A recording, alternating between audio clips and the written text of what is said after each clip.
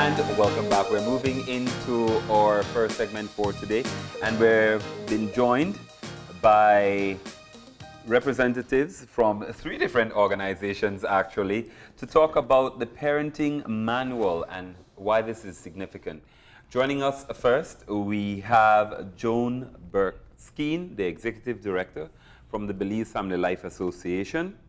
We have Dr. Susan Kassede, the country representative for UNICEF Belize, and we have the Executive Director from the National Committee for Families and Children, Margaret Nicholas. Good morning and welcome to the show. Good morning.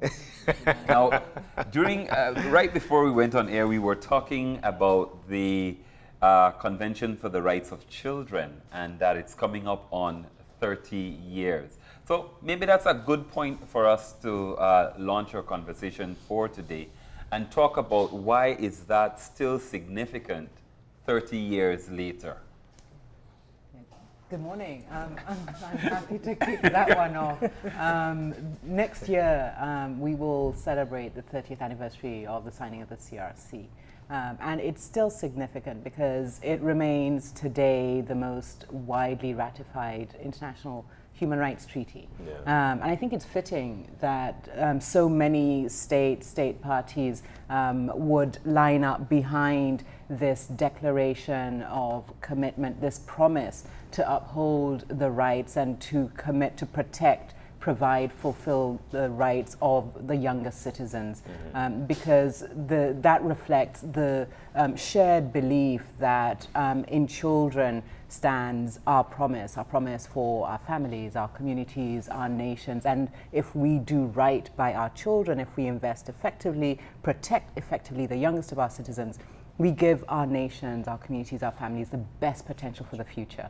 So 196 countries have ratified this particular convention, and we've seen incredible progress. We celebrated yesterday the launch of an activity booklet developed by children and young people in Belize to teach parents and children as well, teachers, and to support children to learn about their rights so that they can become even more effective advocates for their rights. So we're excited about what it represents for us for the future. The fact that Belize is so committed and the entire community and nation of Belize is really committed and positioned to fulfill the commitments of the CRC.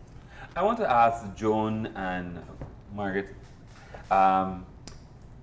when it comes to looking at this particular CRC, I remember clearly people thought that it was a sure way that you'd lose your handle on children, that, children should be seen and not heard kind of attitude. Has it been the kind of gloom and doom in terms of, or have we become better at connecting with our children to make sure that they reach their dreams?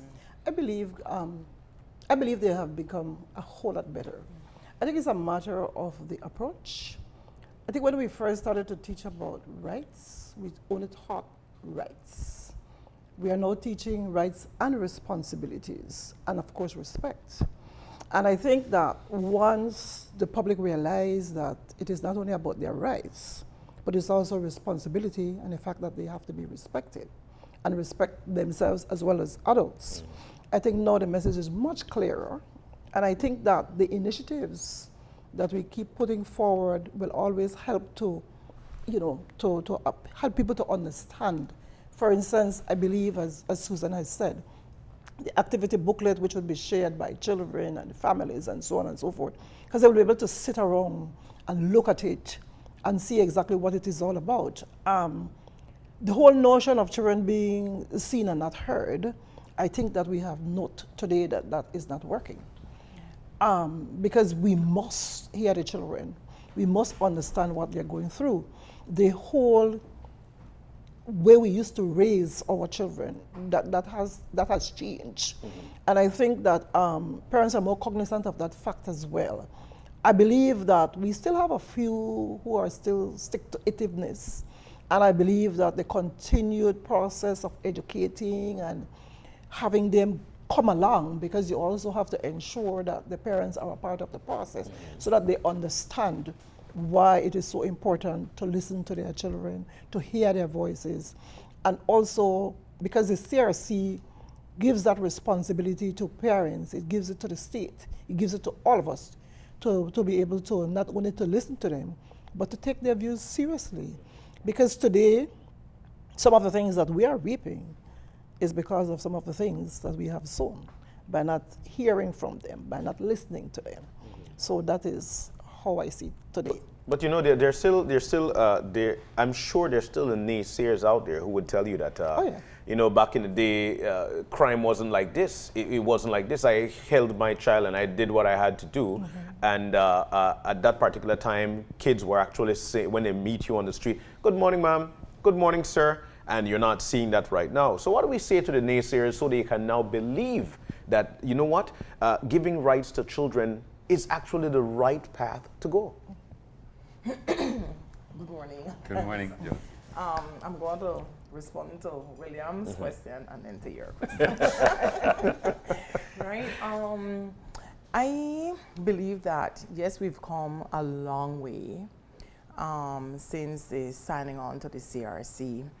And there are evidence all around us.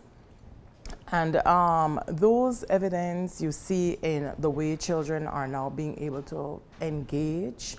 I am always thrilled when in the month of March, when it's Child Stimulation Month, and you see all the little ones from the preschool all dressed up in the different uniforms and stuff in terms of career path, right? They can actually say to mommy and daddy, how I want to dress, what I want to wear, if I want to be a policeman, if I want to be, and that in itself is an indication that we are respecting, it doesn't matter what age, that they have a little say, you know, and they are engaged. And then I always look forward to after the PSC, when the students are being interviewed and how they're so articulate and how they can say, well, I want to go to this high school. Why do you want to go? Because this high school will allow me. Or I remember a young man last year said, I want to go to EP York. Why do you want to go to EP York? Because it's a well-disciplined school. And I found, and that stuck with me, because I said, here is a young man, and contrary to what we may think, children want structure, right? And they want to be engaged in anything that is structured. And so then as adults and duty bearers, we have a responsibility and a right to create that kind of environment for them. Now, with children not having, as we say, they don't have no manners, as we would say in Belize, and they're out of order. That has nothing to do with the fact that we're recognizing that they have rights. Because recognizing the rights of a child means preparing that child for the world. And part of that is respect. So when we sign on to the CRC, it's not taking away the rights of the parents or of the adults or of the duty bearers and policymakers and all the rest. It's basically saying to them that we collectively have to groom our children and prepare them for the world ahead of them. So it's unfortunate that a number of persons said, oh, you know what now? No, I would not be able to discipline my child, or I would not be able to say this or say that to my child.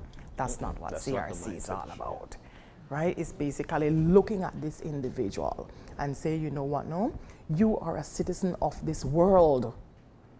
And so we are preparing you to take on the responsibilities that will be vested in you as a citizen of the world. Wow.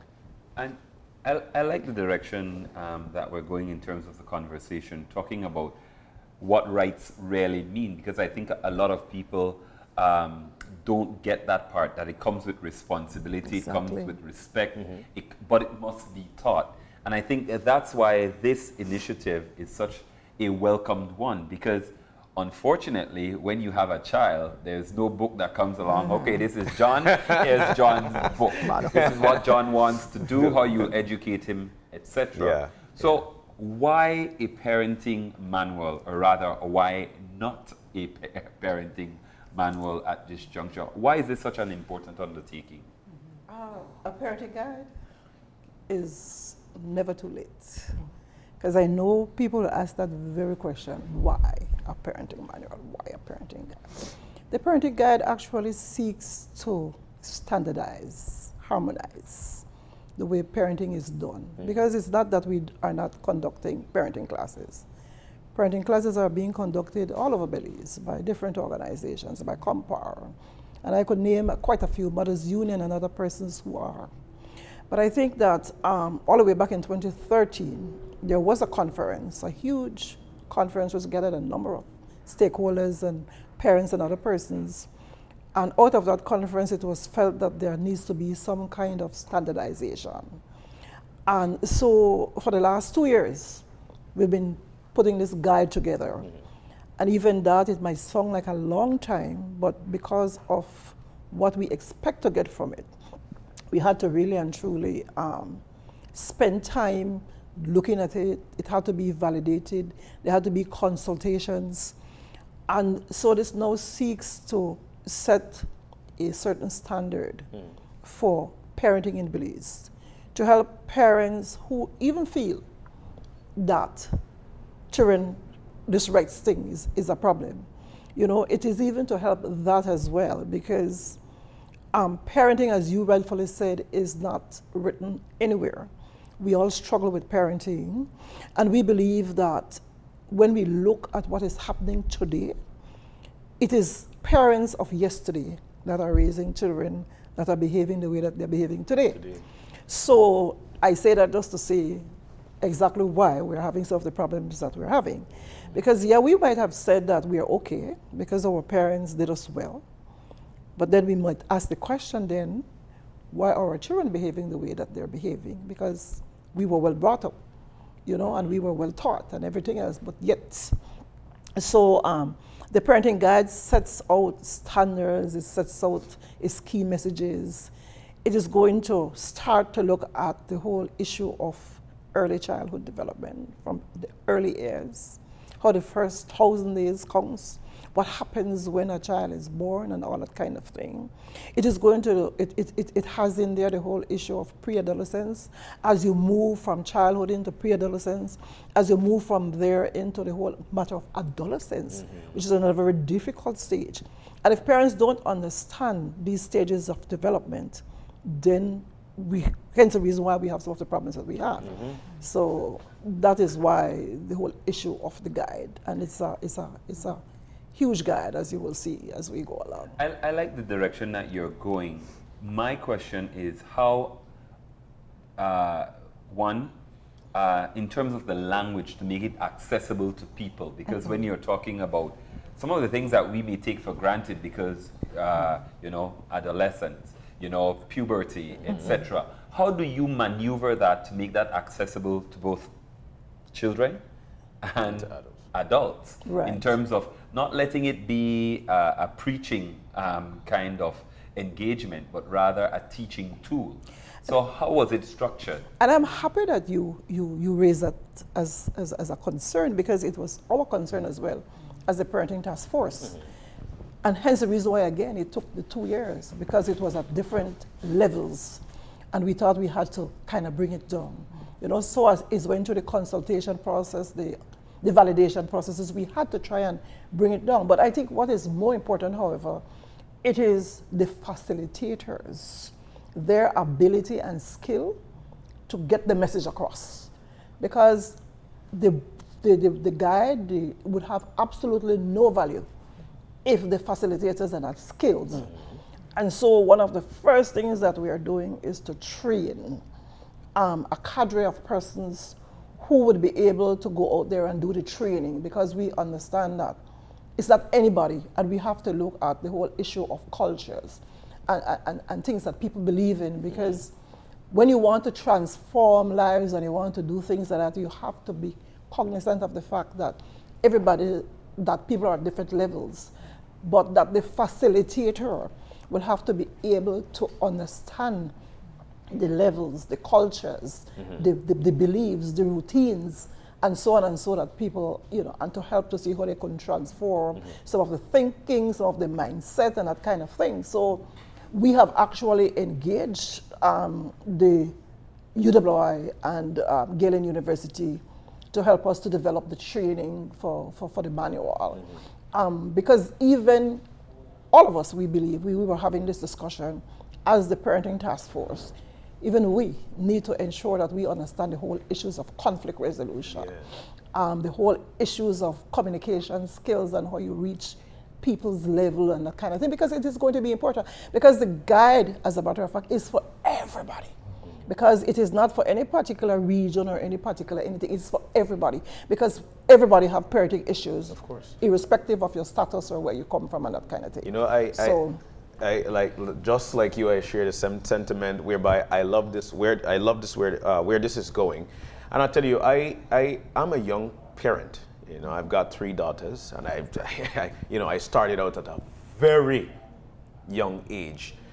But for me as a parent, I still, from what I could remember, my loving aunt and my loving uncle down the PG used to show me that's Catalina and Martin Reyes by the dinner right there. I still take these things home.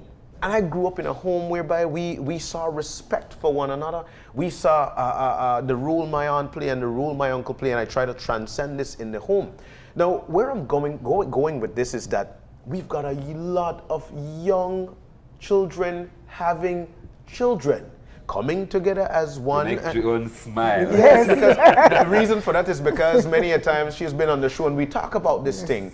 We need to learn to understand parenting, and so therefore the manual comes to me like, oh my gosh, jackpot, exactly what we need in this country. And you did mention as to the teachings of this manual. Now, how can we don't like read? And it's the plain, straight truth.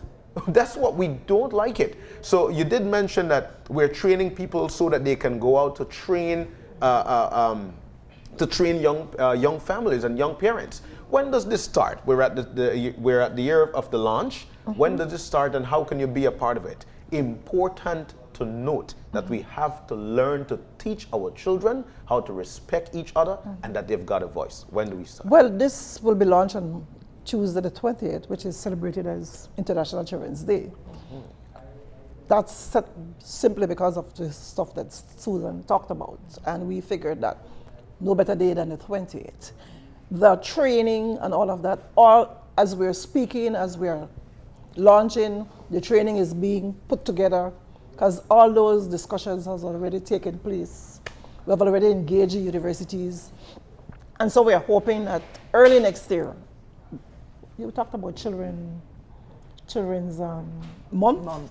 We are hoping that by Children's Month next year, all the trainers will be on board, and that immediately, because this is going to go directly to the Ministry of Human Development, Compar, who is in charge of parenting. And so we want to give them this on a gold platter, along with the trainers, and so on and so forth. The task force, which is chaired by NCFC, we are hoping that they will keep us, so that we will be able to continue the monitoring of the impact that this will have. Because we believe that with the guide, the facilitation skills, there has to be monitoring and evaluation, And the way the guide is set up, by the way, it is really and truly very interactive. There's a lot of group activities, there's a lot of role play.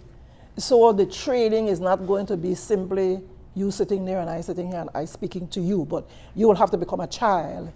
You will have to be a child at some point, because this is for parents. So the parents will have to become little John, and play that role, so that they could feel how you actually feel to be a child in a particular situation. So we are hoping that by that time, all of this will be out there, and we'll be able to come next Children's Day, which will be the 30 years, to say to this nation, the parenting crisis has begun, and by now this is the impact that it is having in some particular areas. Is this manual ready for what or how technology is actually leading parenting and families in the home? We don't talk home, you know. Everybody is on that. Everybody is on that gadget, and where they're having their own conversation. That is the other step to it, because we have asked the universities as well that we would want to have some online spaces. Susan can tell you we also have the U-Report platforms, which we intend to. In fact, as a matter of fact, it's being polled right now by the U-Report platforms to hear what people are saying, and all that should be ready for the launch on the. So don't miss the launch. The 20th? The 20th. But I was coming, I'm so sorry, but I was coming from the standpoint of not talking in the home. In the home. You know, so we've got this parenting manual, and this parenting manual is simply for parents to better raise their household. But because of technology in today's day and age, we're not talking in the home. We're not having a conversation. Oh, I see what you home. mean. I'm Yes. sorry. So and you know, so we need to find a way to segue from that, because we used to have conversation. Right now, you're going to the club, that happened. Nobody's dancing. Everybody's still on their phone, and it comes from the home. So how do we deal with this issue? It's true. It is so true. And you know, from the BFLA's standpoint, what we would really want to see, because we believe that the preparation for parenthood needs to happen before you become a parent. Yes. Right? And so when we look at the training, I would hope that it would even go a bit further than just working with existing parents, but how do we prepare others for to be parents? For some years now, I have been advocating, and Miss Nicholas, coming from the family court, she can share thousands of stories where I feel that parents did not carry out their role as parent. And I feel that this is a tool that the court, the family court in particular, can use. Because when you come before me as a magistrate, and I'm hoping that eventually it will set up that, you know what, no, you need 30 hours of parenting, right? And so therefore, you will go and you will take these, because it is not sufficient to just take away the children and then place them in an institution because their parents failed. And it comes right back now to communication. I fully agree, everybody just, and so maybe we might need to get creative and to see how we can create some kind of app or something that, you know, the parenting app or whatever. But it is critical that we recognize the fact that we have too many young parents. Right? If I can just add to that. The manual actually goes through a number of themes or modules, and among these, the issue of communication, like you're raising. Communication at an age-appropriate level with your child is tackled consistently throughout the manual, because we recognize that for parents to be more effective, they need to understand what's happening to the child at different stages so that they can interact with them in a way that really effectively facilitates learning, growth, and stimulation for that child. So that is tackled.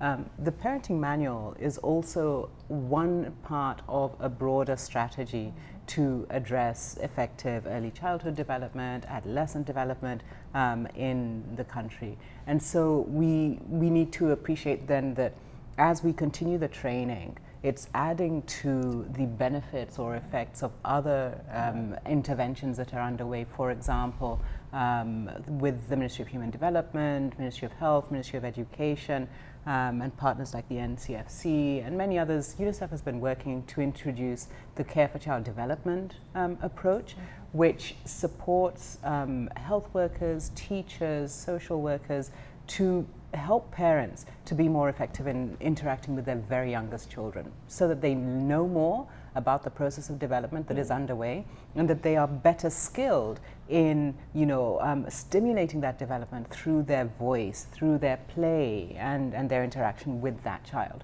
So the parenting manual is adding to a host of other interventions all directed towards supporting and strengthening the skills of parents so that we are more effective. And if we see, if we see outcomes in children, behaviors, speech, and others at a societal level, then it does reflect on the inputs that are going into those children. I love this model that we often use, and we used last week in a multi-sectoral training on communication for development, a model that places the child at the center, and around that child there are rings reflecting the family, the community, the larger society policies, because what we see in children is actually a reflection of the interaction between all of these levels. And so we need to continue to have investments in children at the family level, so better informed parents. We need to have more supportive communities working together to support the most vulnerable families within that community to parent, to educate, and to support children. But we need to have policies, investments from sectors, partnerships from civil society and others that really are directed towards the most vulnerable within the communities, so that the outcomes that we see in the children reflect those investments and that collaboration. So the parenting manual is really feeding into that vision of an integrated collaborative community that is really child sensitive, and we're going to monitor the outcomes of our effort in what we see in children. Now, one of the things that came to mind was how, one, the different organizations represented here may suggest that there's not a creation of a parallel structure in terms of making sure that you're building, and I like what Ms. Nick said about compare and everybody playing a role. How much support and how is it being peopled and taken out into the community to make sure that you don't have duplication of efforts, that this becomes a tool that is widely accepted and utilized? Well, prior to the doing the manual, we did exactly that. We've been across the country in terms of consultation. Now we've consult with a number of persons and got a number of buy-in. And aside from that, at our meetings, we have met with the faith-based organizations. We have met with the child-friendly municipalities coordinator. Okay. We have also met with different stakeholders like Gateway, as much of the organizations as we believe, so that we could have had the kind of buy-in for the book. So the thing is that we continue to meet with as many persons as possible. We invite them in, and we have the Ministry of Education on board. We have the Ministry of Health. We have BFLA, as you see. We have a parent, and we are right now in the process of recruiting men, because that's sometimes a problem. We had a man, but he divorced us. So we're looking for some men. Because I think that a lot of times men believe it's a woman thing, but men are fathers. Yeah. And so we have also engaged, for instance, fathers in Punta Gorda. We have where they would actually go into the homes and actually. That so is the plan. That kind of a growth. That is the plan. Right. That is the plan. It's to go into homes, go under trees, go where people are. Right. That is the plan. We don't plan to put them in any classroom. Right. Thank goodness. Going back to the whole concept where it takes a village to raise a child, right? And appreciating the fact that every individual has the capacity to contribute. And so we want to ensure that we create that space where everybody feels a part of the process. And the manual, like things including like gender-based violence and all those that impact at the end of the day the lives of children. And so you can engage on the bus whilst this going to PG. We looked at, hey, you can just engage in one discussion. So there are different points at which that engagement, at the end of the day, we want to, and I think a part of the plan is to develop a directory as well as to where a parent or an individual can get help as well. You know, so if you have difficulties with a child, you know, you can then check. And we want to be even very creative in how do we develop that directory for the nation so that you can just go and contact somebody. And so it's not that, hey, at the end of the day, you attend and you come out with a certificate because you've sat in a classroom for X amount of hours. No, and that's why it is called a guide. Yes. Right? Because they're different. It's different approaches. What captivates me, especially with it, was when you mentioned that following a time in the family court, you could be summoned to eventually take these classes.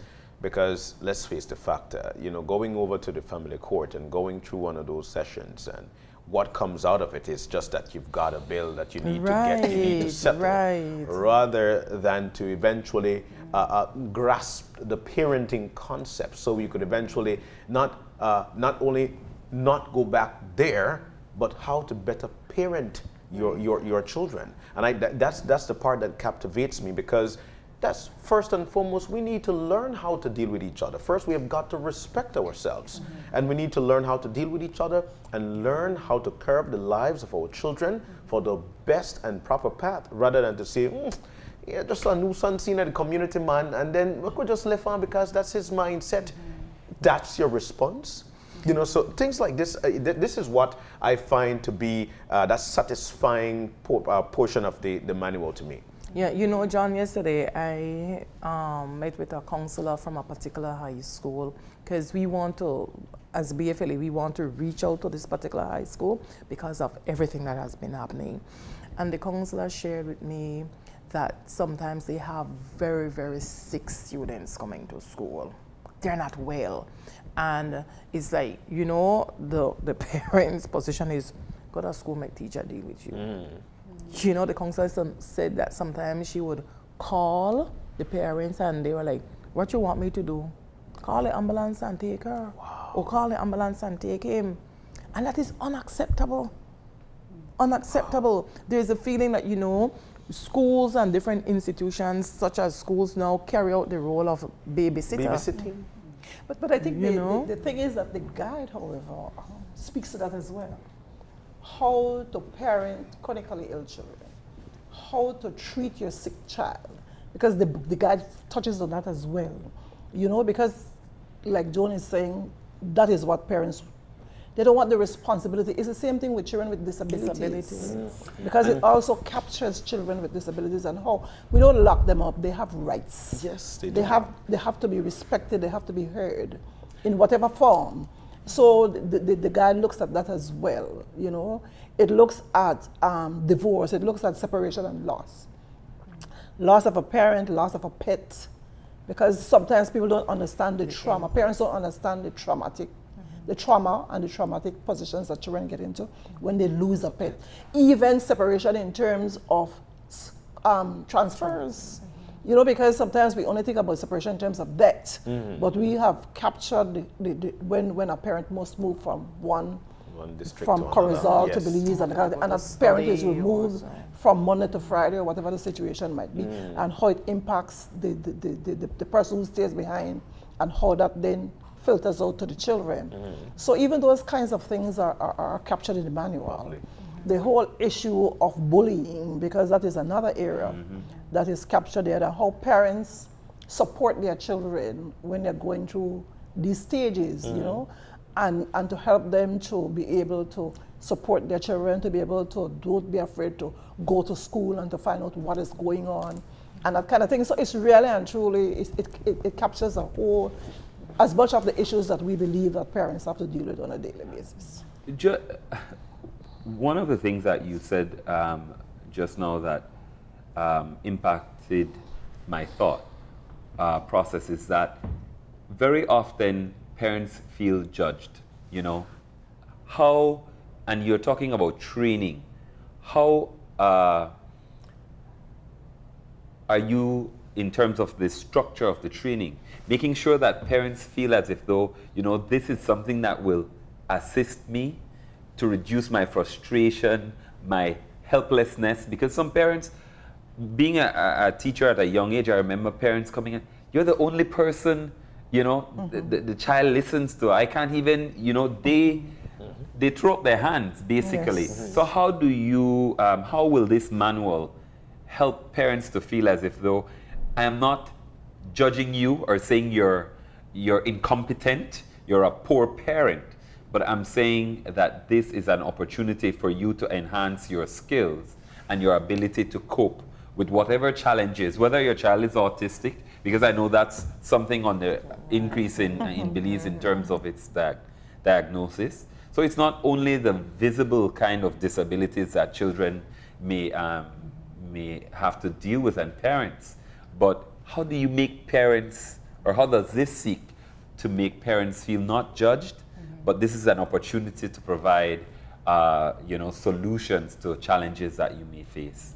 I think it comes back to the way that the manual is intended to be used. Again, it's intended to inform but to support the parents, because the premise is that if parents know more about how they can help children achieve the best outcomes in health or education, then they're going to act on it, because they are the first institution with a vested interest in the well-being of that child. They love that child, and they are present in that child's life at close proximity and every day, and they want to succeed.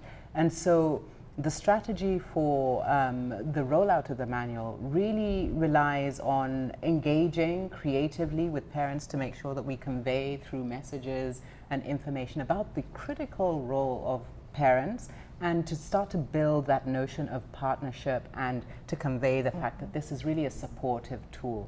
But the second aspect in terms of the delivery is what both Ms. Nick and Ms. Burke have talked about, which is that we want to take advantage of the opportunities that these parents have for contact at different points. So we're working right now with over 125 trained people across the countries who will be facilitators and trainers.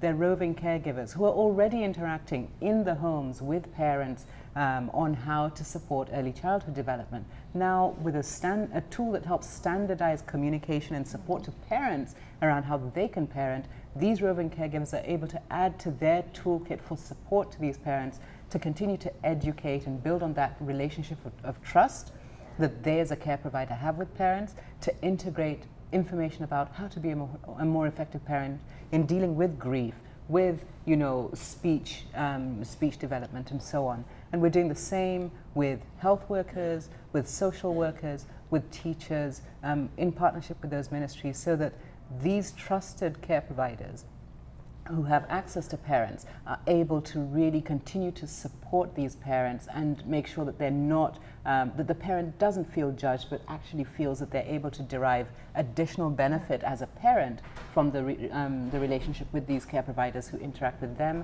and with them on behalf of their children as well. I just want to add something, that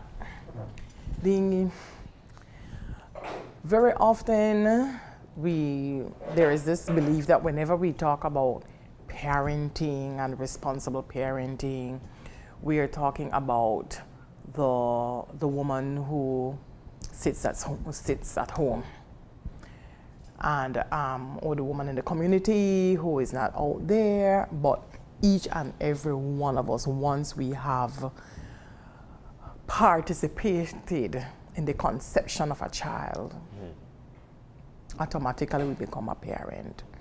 And therefore, I don't want for us to leave here today and have anybody to believe or think that we do not recognize the fact that, or that we are saying that the teacher, because he or she is a teacher, is the best parent. Each and every one of us need parenting skills. The police officers who are being called to the school because of a labeled child, they too need parenting. So there are different points, and of course there will be different strategies that we work, because even those who are working in the offices, some of them, their kids are out there and they are screaming out for parenting skills. I was I participated in a regional meeting a couple of weeks ago, and a colleague of mine from a UN agency, because then I'm boasting about our parenting manual, because the same challenges that we're having here, I'm hearing in the Caribbean. So like we're the first, right? And as soon as I came back, I said to Miss Nick, right, I said, Miss Nick, we need to get this out there because everybody's waiting for Belize's parenting manual. But my colleague from the UN said, Joan, as much as I participated and gone to all these conferences, I know about the CRC and everything else, he said, I'm telling you, I have 3 girls now, and I need parenting skills. I need it, right? And I said, you know what? We always assume, yes, because we are exposed, right? And we have the knowledge, but sometimes we don't have the skills because we still have our own inhibitions. And as we talk about how do you, because yes, from 0 to 5, we're fine with that, but when the pre-adolescent and adolescent stage, then it becomes very scary because the conversation then intensifies, and we have, as parents, we have to be prepared for the questions and be prepared with the right information. And I know earlier the question was asked, how do we reach different cultures and all that? We also have to be very, very comfortable.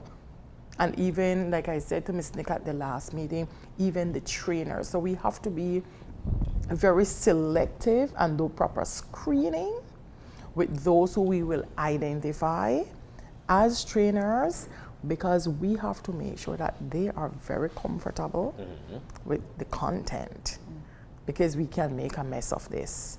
You know, going into people's home or wherever we meet them and kind of like, it's obvious that, hey, we don't want to touch that topic because we are not comfortable. So it is, I think that, yes, it took 2+ years to develop, but we're looking in terms of its implementation, the success.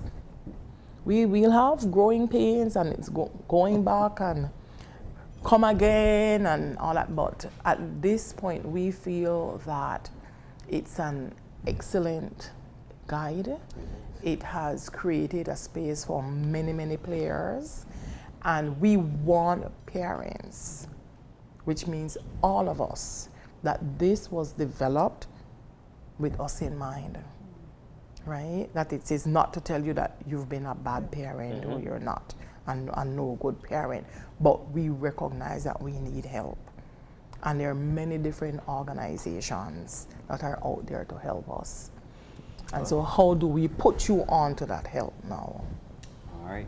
Well, I guess the final question, because our producer is here and time is fast escaping, is just what now? What next? We've launched it. The training is on the way, but if someone needs help today and they feel like, oh my goodness, this is, you know, the parenting Bible that I've been waiting for, how do I access or reach out?